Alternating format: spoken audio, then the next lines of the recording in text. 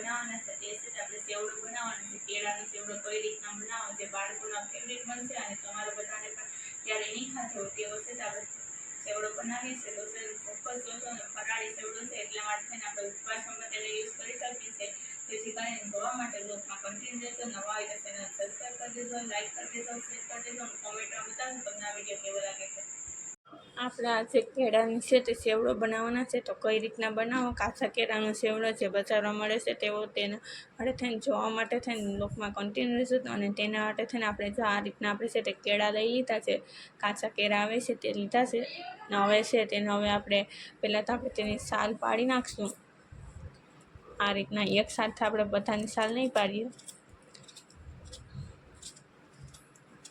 અને નીચે કોઈ પણ કપડું અથવા છે કોઈ પણ કાગળ રાખીને તેની અંદર જ આપણે સાલ પાડવી। આ રીતે આખો ગ્રીન ભાગ છે તે આપણે કાઢી નાખવાનું છે। આ રીતે ગ્રીન ભાગ ન રહેવા દેવાય, ન કશે તો આપણો સેવડો છે તે એકદમ બજાર જેવો નથી બનતો ક્રિસ્પી। એટલા માટે થઈને આપણે આ રીતના આપણે છે તે સાલ આખી પાડી નાખવાની ગ્રીન। અને આ રીતના આપણે આખી કેળાની સાલ છે તે પડી ગઈ છે। કેમ કે જો તમે તેને એમને રહેવા દેવા માગતા હોય તો રહેવા દઈ શકો છો, પરંતુ છે આપણે બધા સાલ છે તો એક સાથે આપણે નથી પાડવાની। એટલા માટે થઈને પહેલાં તેને આપણે થોડી વાર માટે આપણે પાણીમાં આ રીતના રાખી દઈશું, ધોઈ નાખીએ। અહીં આપણે છે તો એક કઢાઈમાં આપણે તેલ ગરમ થવા મૂકી દીધું છે। હવે તેલ ગરમ થાય એટલે આપણે તેની અંદર આપણે સેવડો કઈ રીતના પાડવો તે હું તમને બતાવવાની છું અને તેની અંદર કયો કયો મસાલો નાખવો તે હું તમને બતાવવાની છું, જેથી કરીને તમે બ્લોગમાં કન્ટિન્યુ રહેજો। હવે આપણું તેલ ગરમ થઈ ગયું છે અને બહુ ગરમ નથી થવા દેવાનું, કેમ કે આપણે છે તો બહુ ગરમ થઈ જશે તેલ તો આપણે છે તો નહીં પડે આપણો સેવડો। આ રીતના આપણે છે તેને આપણે પાડી લેવાનું છે, કેમ કે જો વધારે તેલ ગરમ થઈ જશે તો છે તો આપણો સેવડો છે તો નહીં પડે, કેમ કે ત્યાં ઉપર નીચે છે તે આપણે પહેલાં આપણે નાખેલો હશે તે છે તે સડી જશે અને આ આપણો કાચો રહી જશે અથવા લાલ થઈ જશે પહેલાંનો સેવડો છે તે। હવે છે તે જેમ તેલ ગરમ થઈ છે તેમ છે તો આપણો સેવડો છે તો ઉપર આવતો જ હશે। અને તો આપણે તાત્કાલિક જ કરીએ છીએ એટલા માટે થઈને, નકર તો તમે કેળાને રહેવા દેવા માગતા ને એક સાથે કરવા માગતા હોય તો તેની અંદર છે તે લીંબુ ને છે તે આપણે કેળામાં લગાવી દેવાનું, નકર છે તે આપણું છે તે કેળા છે તે કાળા પડી જતા હોય। તમે જોઈ શકો છો કે તેની મેળાઈશ છે તો ઉપર આવવા માંડી ગયો હશે આપણો સેવડો। આ રીતના તમે પણ ચોક્કસ ઘરે જ બનાવજો। હવે તેને આપણે છે તે હલાવી લઈએ આ રીતે,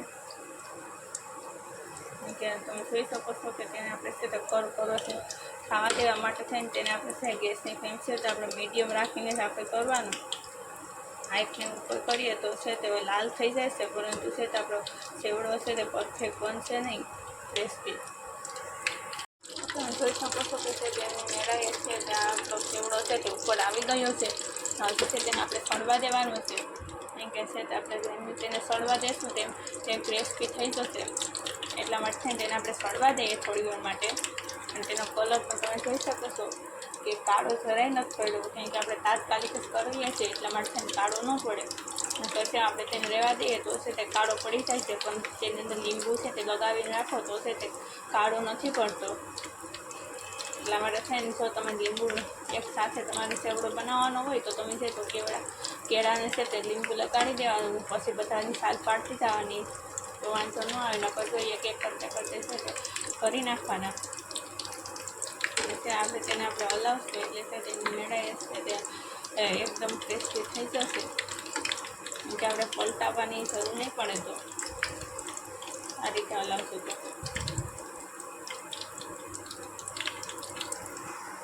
તમે જોઈ શકો છો કે તેનો આપણે કલર છે તે ચેન્જ થઈ ગયો છે અને હવે છે આપણો સેવડો પણ દેખાઈ ગયો છે।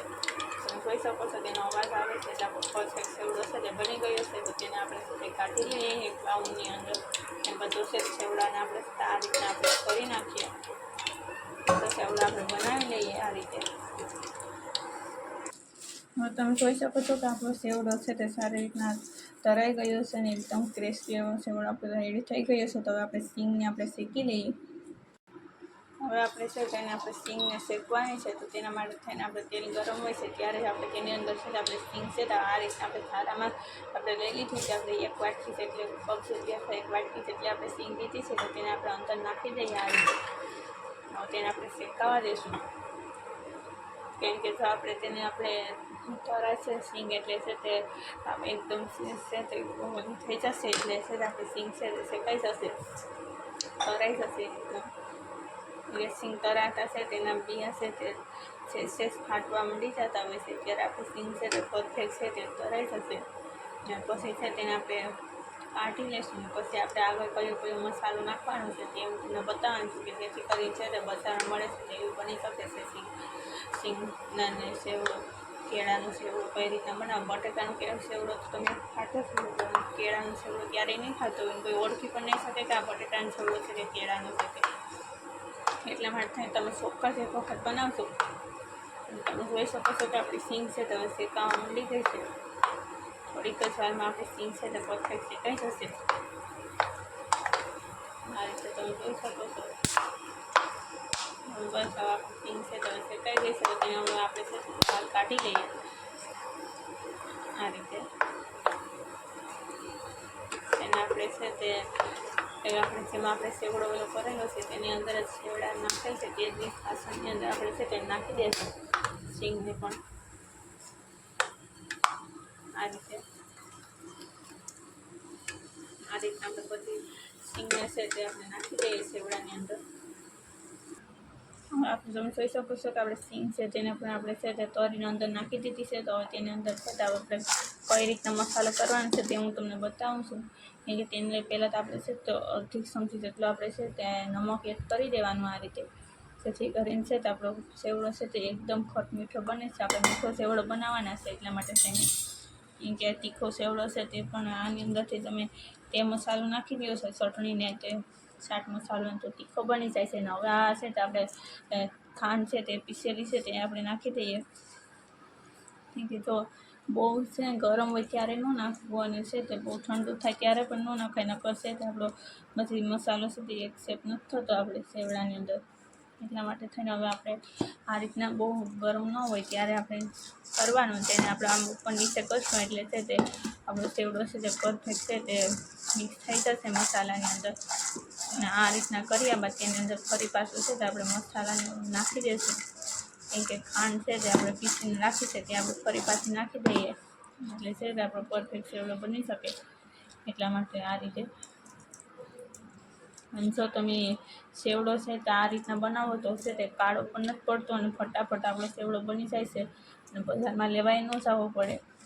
અને આ રીતના બનાવશો તો બધા લોકોને ભાવશે પણ. બધાનો ફેવરિટ સેવડો બની જશે આ રીતના કેળાનો સેવડો. અને કોઈ ઓળખી પણ નહીં શકે કે આ તમે કેળાનો સેવડો બનાવેલો છે તે. તમે જોઈ શકો છો કે આપણો સેવડો છે તે બનીને રેડી થઈ ગયો છે. કેવો સરસ મજાનો સેવડો બની ગયો છે. જોતાં જ ખાવાનું મન થઈ જાય છે તેવો બન્યો છે. એવો ક્રિસ્પી પણ બન્યો છે. અને તમે જોઈ શકો છો કે છે તે જરાય કાળો પણ નથી કરીને આ રીતના તમે બનાવશો તો ચોક્કસ બધા ખાશે અને બધાને ભાવશે પણ. અને કોઈ ઓળખી નહીં શકે કે કેળાનો બનાવેલો છે કે બટાકાનો બનાવેલો છે તે. હું તમને બતાવું છું કેવો સરસ મજાનો બન્યો છે. એકદમ ક્રિસ્પી એવો આપણો સેવડો બનીને રેડી થઈ ગયો છે. તમે જોઈ શકો છો આમ કરો છો ત્યાં છે તો ભૂકો થઈ જાય છે તેવો આપણો સેવડો બનીને રેડી થઈ ગયો છે. આ રીતના તમે ચોક્કસ બનાવશો. નવા હોય તો ચેનલને સબસ્ક્રાઈબ કરી દેશો, લાઇક કરી દેશો, શેર કરી દેશો અને કોમેન્ટમાં બતાવશો તમને આ વિડીયો કેવો લાગ્યો છે તે.